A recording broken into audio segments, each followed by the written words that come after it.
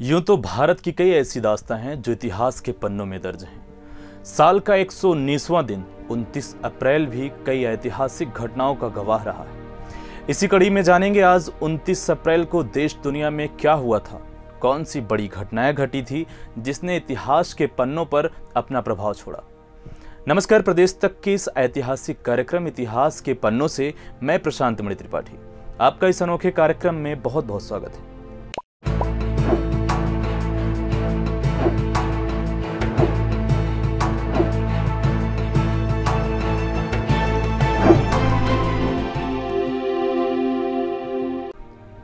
29 अप्रैल 1939 को भारतीय राजनीति में वो हुआ जिसने काफी हद तक देश की राजनीति बदलने में खास भूमिका अदा की।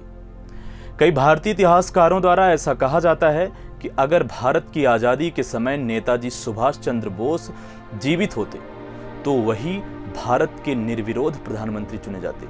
शायद यही वो वजह थी जिसके चलते देश की आजादी के पूर्व ही कांग्रेस के नेताओं को सुभाष चंद्र बोस की बढ़ती कीर्ति और लोकप्रियता से इतना भय लगने लगा था कि कांग्रेस के कुछ सीनियर नेता उनके कट्टर विरोधी बन गए थे। आज हम ये चर्चा इसलिए कर रहे हैं क्योंकि आज 29 अप्रैल है और आज ही के दिन कांग्रेस से अलग हो गए थे नेताजी सुभाष चंद्र बोस के रास्ते। आज हम जानेंगे वे कौन से नेता थे जो बोस को अपना विरोधी मानते थे और सन 1939 को ऐसा क्या हुआ था जो सुभाष चंद्र बोस ने कांग्रेस से इस्तीफा दे दिया था। 29 अप्रैल 1939 ये दिन भारतीय राजनीति की दृष्टि से एक बड़े बदलाव वाला दिन था। अगर बोस इस दिन भारतीय राष्ट्रीय कांग्रेस से अलग होने का फैसला नहीं लेते तो शायद आज हमारी आजादी की लड़ाई न केवल अलग नजर आती बल्कि भारतीय राजनीति का इतिहास भी अलग ही हो जाता। हालांकि इस पूरे प्रकरण में अगर पर्दे के सामने महात्मा गांधी थे तो पर्दे के पीछे सरदार पटेल और राजेंद्र प्रसाद की क्या भूमिका थी।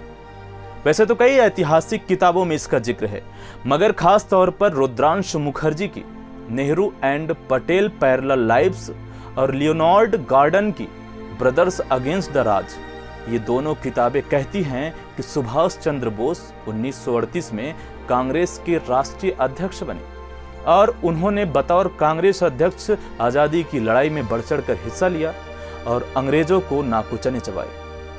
इसीलिए वे अगले साल भी अध्यक्ष बनना चाहते थे, लेकिन उनकी ये बात उस समय के कुछ कांग्रेस नेताओं को रास नहीं आई। अपने निर्भीक और आक्रामक स्वभाव के चलते सुभाष काफी लोकप्रिय थे। भारत के लोगों को सुभाष चंद्र बोस के हाथों में देश का भविष्य सुरक्षित नजर आने लगा था। उनकी यही लोकप्रियता कांग्रेस के ही कुछ नेताओं को खटकती थी। कम से कम सुभाष को तो ये बात महसूस होने लगी थी।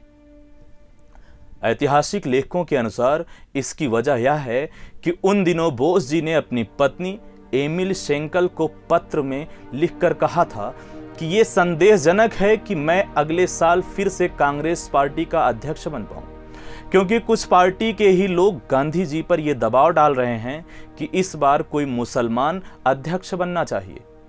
शायद गांधी जी भी यही चाहते हैं, किंतु मेरी अभी तक उनसे इस विषय में कोई बात नहीं हुई। सुभाष के ऐसे कहने के पीछे एक और बड़ा कारण यह भी था कि कांग्रेस के एक बड़े नेता उनसे नाराज थे। वे थे सरदार वल्लभ भाई पटेल। आपको बता दें, पहले तो इन दोनों ही नेताओं के आपस में अच्छे संबंध थे, मगर सुभाष और पटेल के रिश्ते तब से खराब हो गए थे जब से सरदार वल्लभ भाई पटेल के भाई विठल पटेल ने मरने से पहले अपनी वसीयत में प्रॉपर्टी का एक हिस्सा सुभाष के नाम कर दिया था ताकि वो इससे पार्टी के प्रचार प्रसार में लगा सकें। सरदार पटेल इससे बेहद नाराज थे। ये मामला बंबई हाईकोर्ट तक पहुंचा, जिसमें सरदार पटेल के खिलाफ बोस की हार हुई। कांग्रेस पार्टी के अध्यक्ष के रूप में सुभाष कई देशों में कांग्रेस और भारत की आजादी की आवाज को मजबूत करने के लिए लगातार विदेश के दौरे कर रहे थे ताकि वहां से नैतिक समर्थन भी हासिल किया जा सके। ऐसे में निश्चित तौर पर उनके पास कांग्रेस वर्किंग कमेटी से बात करने का ज्यादा समय नहीं था, जिसके चलते कांग्रेस के अंदर धीरे धीरे उनके खिलाफ बगावती तेवर बढ़ते जा रहे थे। कांग्रेस में उनकी अपार ऊर्जा को लेकर तारीफ तो जरूर हुई, लेकिन ये कहा जाने लगा कि उनके अध्यक्ष के कार्यकाल में कांग्रेस ने कोई गतिविधि नहीं चलाई, वो मूक अध्यक्ष ज्यादा बन गए। 1939 में जब त्रिपुरी के कांग्रेस अधिवेशन में नए अध्यक्ष का चुनाव होना था, तब महात्मा गांधी की पहली पसंद इस पद के अबुल कलाम आजाद माने जा रहे थे। लेकिन अबुल कलाम आजाद खुद सुभाष के खिलाफ नहीं लड़ना चाहते थे। तब गांधी ने पट्टाभी सीतारमैया को उम्मीदवार के तौर पर खड़ा किया। रुद्रांशु मुखर्जी की किताब Nehru and boss parallel lives कहती है, सीतारमैया इच्छा नहीं होते हुए भी दावेदार बन गए, क्योंकि गांधी जी ने कहा था। सुभाष के रुख से कांग्रेस में कलह बढ़ने लगा, क्योंकि वो अपने दावेदारी पर अडिग थे। इसी माहौल में कांग्रेस अध्यक्ष पद के चुनाव हुए। सुभाष को 1580 वोट मिले और सीतारमैया को 1377 वोट मिले। गांधी जी और पटेल का पूरा जोर लगाने के बाद भी पट्टाभी को जीत नहीं दिला सके, जिससे नाराज होकर गांधी कांग्रेस वर्किंग कमेटी से अलग हो गए। इसके बाद पटेल और अन्य सदस्यों ने भी कार्य समिति से इस्तीफा दे दिया।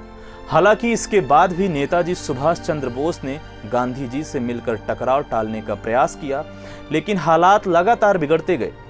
इस दौरान कांग्रेस 2 टुकड़ों में बंट गई, जिसके बाद कांग्रेस में बढ़ती कलह को रोकने के लिए 29 अप्रैल 1939 में अखिल भारतीय कांग्रेस कार्य समिति की कलकत्ता बैठक में सुभाष ने कांग्रेस के अध्यक्ष पद से त्यागपत्र दे दिया। तुरंत उनकी जगह राजेंद्र प्रसाद को अध्यक्ष बनाया गया। इतिहास के पन्नों से ऐसी ही कई और रोचक जानकारियों के लिए आप जुड़े रहें प्रदेश तक के साथ। धन्यवाद।